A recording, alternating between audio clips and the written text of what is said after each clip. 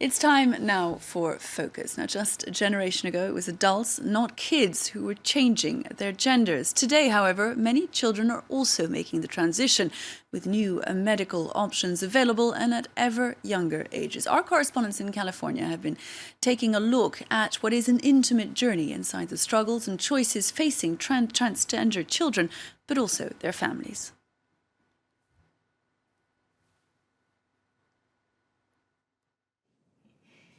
And my favorite dress is this one. This is the story of Maddie, a child born with a girl's brain in a boy's body. I thought that I was a boy, but I thought I was a girl.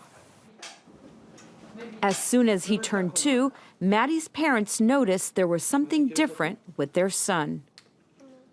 He was showing preferences for certain colors, pink and purple, and wanting to play with dolls and princess. It felt more intense than playing. Because it was too consistent. It was just every day, every choice that there was just indicated. And very strong. A situation difficult for them to ignore. After seeing therapist after therapist, the family kept getting the same answer. He is transgender. This is the year that she transitioned. This was her kindergarten year. After contemplating their situation for 3 years, the family made the decision for their son to start his transition.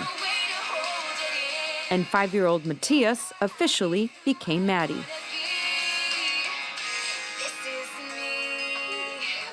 There's no in between. So you either go against what your child is expressing and you say, no, that is the wrong way, and do this instead. You are a boy and I'm going to raise you as such. I don't care what you think, and this is how it's going to be. Or you go the other way and say, I understand where you're coming from. I'm trying to help you be happy with who you are. There was such a change. I can only describe it like if she was a penny and then very dirty, all of a sudden somebody shined her up and she was just so bright and excited and sparkly and happy. But how can someone that young know that they were born in the wrong body? Darlene Tando is a therapist. The number of transgender patients she sees has tripled in the last few years. At what age do you think someone is aware of its gender? I think kids are aware of their gender by the age of 3 to 5. Some kids much earlier. Do we have a medical explanation? The sex organs differentiate at a different time than the brain gender identity is developed. And so sometimes the sex organs can be one way and then the brain gender identity develops differently later in the womb. The state of California signed into law a measure that requires all public schools to acknowledge and accept the gender identity claimed by every student. That is a law now in our state, so you must abide by that. It's not an option. Lily can now be part of a girls' sports team and use the girls' bathroom. Here's the women's restroom. So to most people, it's no big deal, but when you're trans and there's a lot of other places where people don't make you feel welcome, definitely having a place here where you can go and be safe and like people are accepting about it definitely makes it a lot easier, because in reality, we just need to pee. That's all we need to do. Lily is 15. Born a boy, she came out 3 years ago and at the same time decided to change schools. I was afraid I was going to get bullied at my school. On my social media accounts, I'd get a lot of hate messages. On my phone number, people call me up and say mean things and leave me in voicemails. And so there was a lot of fear and anxiety.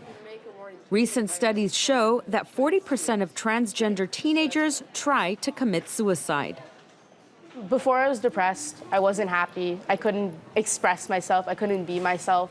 And that's quite frankly a really dangerous spot for someone so young and who's going through a lot in their life. A lot of transgender youth like Lily use puberty blockers to buy some time. Like if we're gonna block someone with an implant, it's this big, it's really tiny, and it goes into the arm right here. The next step is a hormone treatment of daily estrogen or testosterone, a non-reversible and controversial treatment.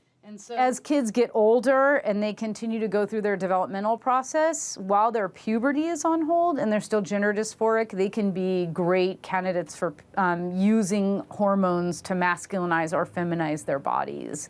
And then some people do go on to surgery and some people do not. Many young people have told me, it could be damaging for me, but I don't care. I need to do it anyway because I need to be seen and perceived as who I am. Not one more! Nobody knows exactly how many transgender people there are in the United States. A lot of them live in the shadows and census is prohibited. But the most serious study estimates that there are about 700,000. Not one more! Once a year, the transgender community take to the streets to protest and pay tribute to the victims of violence and suicides. Every year, thousands of trans people die at the hand of someone else out of violence, hatred, bigotry. So not one more life. Despite efforts and the progress made, the transgender community still has a difficult future ahead. And for them, the only certainty is that although they did not choose to be born a certain way, they are ready to embrace it. Transphobia's got to go, hey, hey, ho, ho. Transphobia's got to go. That was this morning's focus.